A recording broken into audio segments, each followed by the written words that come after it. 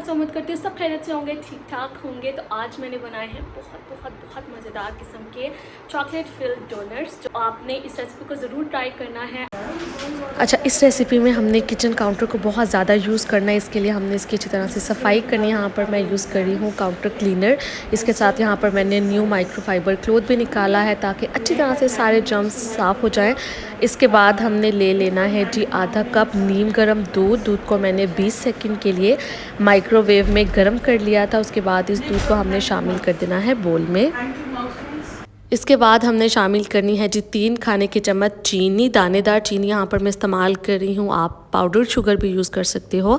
इसके बाद ये 2 यीस्ट के पैकेट मैंने आपको इसलिए दिखाए हैं क्योंकि एक एक्सपायर्ड था और एक में अभी 1 मंथ का टाइम था। इसकी जो एक्सपायर्ड डेट है आपने बहुत ही ख्याल से देखनी है, अदरवाइज जो सारा प्रोसीजर है ना आपका वेस्ट हो जाएगा। ये मैंने ले ली है 1 चाय का चम्मच। इसको अब हमने अच्छी तरह से मिक्स कर देना है, चीनी को भी और यीस्ट को भी दूध के साथ। इसके बाद हमने इसको कवर करके, आजकल क्योंकि गर्मियां हैं तो इस तरह आप किचन काउंटर पे छोड़ दें 10 मिनट के लिए। 10 मिनट के बाद आप देखेंगे कि ये जो आपका सॉल्यूशन है, ये जो मिक्सचर सा है, ये फूल जाएगा। तो इसका मतलब है कि जो आपकी यीस्ट है वो एक्टिवेटेड है, फ्रेश है, ये अच्छे से काम कर रही है। अगर ये फूलेगा नहीं तो आपको इसी स्टेज पे पता चल जाएगा कि आपकी यीस्ट एक्सपायर्ड थी या फिर ख़राब थी और ये वर्क नहीं कर रही। इसके बाद मैंने एक बड़ा बोल ले लिया है, ये मिक्सचर मैंने इस बोल में शामिल कर दिया है। इसके बाद हमने इसके अंदर शामिल करना है जी आधा चाय का चम्मच वेनिला एसेंस, या फिर आप इलायची का पाउडर शामिल कर दें, बस खुशबू के लिए मैं डाल रही हूँ। तो यहाँ पर मैंने तकरीबन आधा चाय का चम्मच ले लिया है जी वेनिला एसेंस। इसके बाद मैंने इसके अंदर शामिल किया है 2-3 चुटकी नमक, या फिर आप आधा चाय का चम्मच या फिर 1/4 चाय का चम्मच नमक शामिल कर दीजिएगा। अब इन चीज़ों को हमने अच्छी तरह से मिक्स कर लिया। इसके बाद लेना है जी 1 अंडा, रूम टेम्परेचर पे, ठंडा अंडा हमने इसमें शामिल नहीं करना। रूम टेम्परेचर पे अंडा ले लिया, इसके अंदर हमने 1 अंडा भी शामिल कर दिया। इसको भी अच्छी तरह से मिक्स कर देंगे। अच्छा जी, अब जो नेक्स्ट इंग्रेडिएंट हमने इस रेसिपी में डालना है वो है जी बटर, मक्खन। अगर आपके पास बटर नहीं है तो जिस तरह के मैं इसमें देसी घी यानी कि क्लैरिफाइड बटर का इस्तेमाल कर रही हूँ, आप भी इसमें देसी घी शामिल कर सकते हैं। यहाँ पर मैंने देसी घी या फिर बटर ले लिया है 4 खाने के चम्मच। इसको हमने अच्छी तरह से मेल्ट कर लेना है और ये मेल्टेड 4 टेबल स्पून बटर को हमने शामिल कर देना है इस मिक्सचर में। और इसके बाद यहाँ पर मैंने ले लिया है तकरीबन 2.5 से 3 कप मैदा। 3 कप से थोड़ा कम ही जाएगा, तकरीबन 2.5 कप आपको मैदा चाहिए होगा इस रेसिपी के लिए। लेकिन आपने सारा मैदा इकट्ठे इसके अंदर शामिल नहीं करना, बल्कि हमने थोड़ा थोड़ा करके इसके अंदर मैदा शामिल करना है और इसको हमने मिक्स करते जाना है। अच्छा, ये इतने मज़ेदार डोनट्स बनते हैं, इतने सॉफ्ट और बिल्कुल बेकरी जैसे। आप इस रेसिपी को ज़रूर ट्राई कीजिएगा। मैंने ये बनाए थे जब मैं अपनी फूफा के घर इफ्तारी पे जा रही थी। वैसे भी संडे था, मेरे पास टाइम था दिन में, तो मैंने सोचा मैं बनाती हूँ और शाम में सब मिलकर खा लेंगे। और यकीन मानिए वहाँ भी सबको बहुत ही ज़्यादा पसंद आए थे और 2 मिनट में पूरी प्लेट खाली हो गई थी। तकरीबन 15-16 डोनट्स बने थे और सब ने बहुत खुश होकर खाए थे और सब ने बहुत ही ज़्यादा तारीफ़ की थी। तो इसलिए आप इस रेसिपी को ज़रूर ट्राई कीजिएगा। यकीन मानिए आप इसको फर्स्ट टाइम भी बनाएंगे ना तो ये इतने ही एग्जैक्ट और इतने ही मज़ेदार बनेंगे अगर आपने तमाम रेसिपी को अच्छे से फॉलो किया तो। अच्छा, तो जैसे मैंने आपको पहले बताया था कि काउंटर को हमने इस्तेमाल करना है, इसको आपने अच्छी तरह से क्लीन कर लेना है।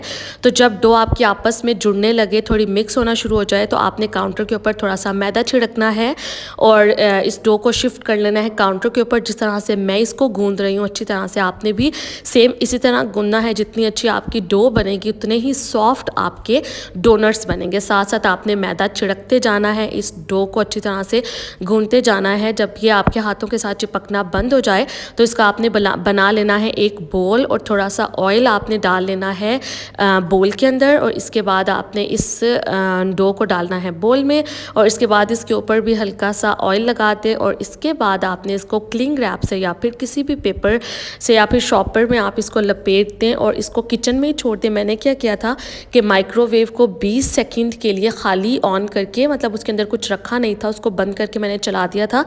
20 सेकंड के बाद मैंने माइक्रोवेव को ऑफ़ कर दिया और इस बोल को मैंने उठाकर माइक्रोवेव में रख दिया था और उसको बंद करके मैंने छोड़ दिया। तो तकरीबन 2 घंटे में अच्छी तरह से मेरी जो डो है राइज़ हो गई थी। आजकल क्योंकि गर्मियाँ हैं तो जल्दी डो राइज़ हो जाती है, आप भी इसी तरह कीजिएगा। या फिर ओवन क्योंकि एयर टाइट होता है, आप इसको ओवन में रख दें या माइक्रोवेव में रख दें, किसी भी चीज़ में रख दें, तो जो आपकी डो है 1.5 से 2 घंटे में अच्छी तरह से राइज़ हो जाएगी। हमारी डो राइज़ हो चुकी है। इसको मैंने फिर से काउंटर पे मैदा छिड़कने के बाद इसको 2 मिनट के लिए फिर से गूंदा था और उसके बाद मैंने रोलिंग पिन के साथ इसको रोल किया। जैसा कि आप देख रहे हैं, इसको हमने बहुत ज़्यादा मोटा भी रोल नहीं करना, ना ही पतला, बस आप इसकी 2 से 3 सेंटीमीटर तक की थिकनेस रख लें। और इसके बाद जी हमने ले लेना है कोई भी ढक्कन।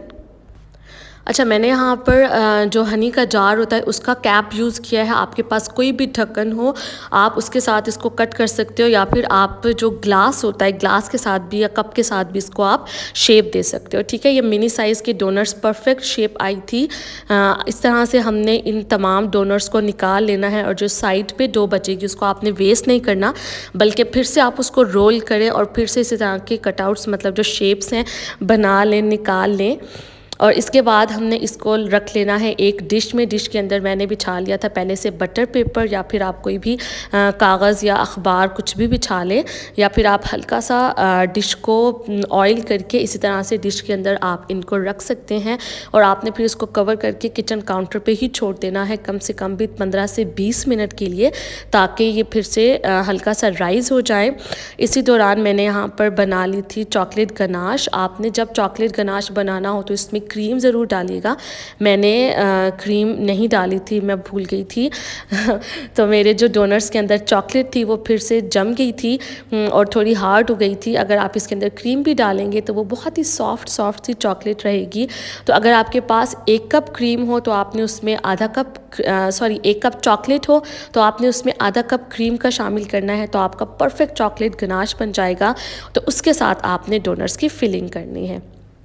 तो मैंने इस रेसिपी में क्रीम शामिल नहीं की थी, सिर्फ चॉकलेट शामिल की थी। तो वो खाते वक्त जब हम डोनट्स खा रहे थे तो जो उसके अंदर चॉकलेट थी वो फिर से चॉकलेट की फॉर्म में आ गई थी, मतलब थोड़ी सी हार्ड हो गई थी।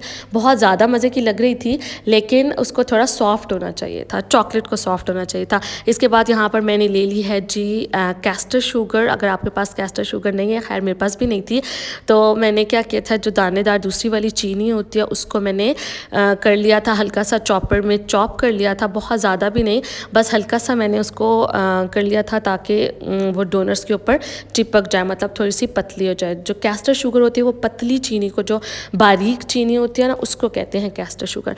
अच्छा, तो इसके बाद जो कुकिंग ऑयल है हमने उसको कर लेना है लो टू मीडियम फ्लेम पे 5 से 6 मिनट तक गर्म। ठंडे ऑयल में भी आपने डोनट्स को नहीं डालना और बहुत ज़्यादा गर्म ऑयल में भी नहीं डालना, ठीक है।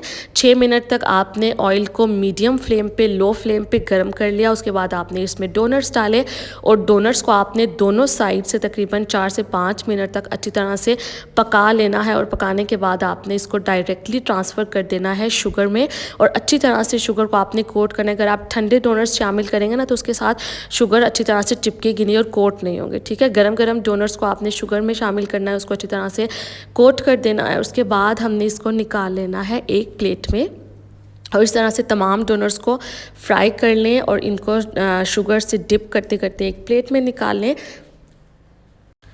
तो यहाँ पर हमारे तमाम डोनट्स हैं जी रेडी, और जो हमारी मेल्टेड चॉकलेट है वो भी बिल्कुल रेडी है। और अब हमने क्या करना है, एक हमने लेना है पाइपिंग बैग। अगर आपके पास पाइपिंग बैग नहीं है तो आप ले सकते हैं जी जिपलॉक बैग, या फिर कोई भी शॉपर ले लें, उसके साथ भी आप इसको आराम से रिफ़िल कर सकते हैं। या फिर जो केचप या फिर सॉस डालने वाली बॉटल होती है, आप उसके साथ भी इसको डोनट्स में भर सकते हैं, ठीक है। तो यहाँ पर मैंने पाइपिंग बैग में डाली है जी चॉकलेट और उसके आगे मैंने लगा ली थी नोज़ल ताकि इसकी फिलिंग करना इजी हो जाए।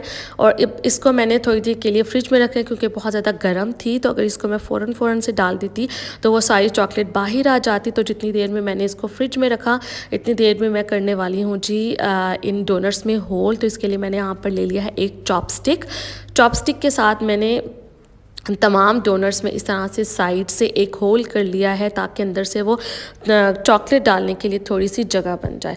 तो अब यहाँ पर देख सकते हैं आप, उसी होल में आपने इस नोज़ल को डालना है और इसको अच्छी तरह से आपने चॉकलेट के साथ फिल कर देना है। यकीन मानिए ये बहुत ही ज़्यादा मज़ेदार डोनट्स थे। मेरे घर वाले ना हर चीज़ पसंद नहीं करते, वो बहुत ज़्यादा चूज़ी हैं, बहुत कम चीज़ें खाते हैं, लेकिन ये डोनट्स मेरे घर वालों ने भी बहुत ज़्यादा पसंद किए थे और उन्होंने भी शौक़ से खाए थे।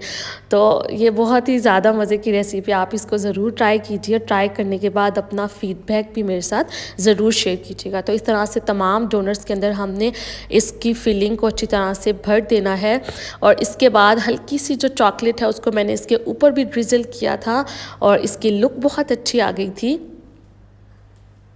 और अब इसके बाद मैं आपको एक डोनट खोल के दिखाऊंगी तो आपको पता चलेगा ये किस कदर सॉफ्ट और बहुत ही ज़्यादा यम्मी है। ठीक है, तो चलिए जी, ये थी मेरी आज की रेसिपी। उम्मीद करती हूँ आपको बहुत ज़्यादा पसंद आई होगी। तो आपने अपना फ़ीडबैक मेरे साथ ज़रूर शेयर करना है। इस रेसिपी को अपने फ्रेंड्स और अपनी फैमिली में ज़रूर शेयर कीजिए। छुट्टियाँ आ गई हैं, इस दफ़ा ईद की छुट्टियाँ भी काफ़ी लंबी हैं, पूरा हफ़्ता ऑफ है। तो आप इस रेसिपी को भी ज़रूर ट्राई कीजिएगा, अपने बच्चों के लिए, घर वालों के लिए बनाइए और अपना फ़ीडबैक मेरे साथ ज़रूर शेयर कीजिए। न्यू रेसिपीज़ के साथ फिर हाज़िर होंगी, तब तक के लिए खुदा हाफ़िज़।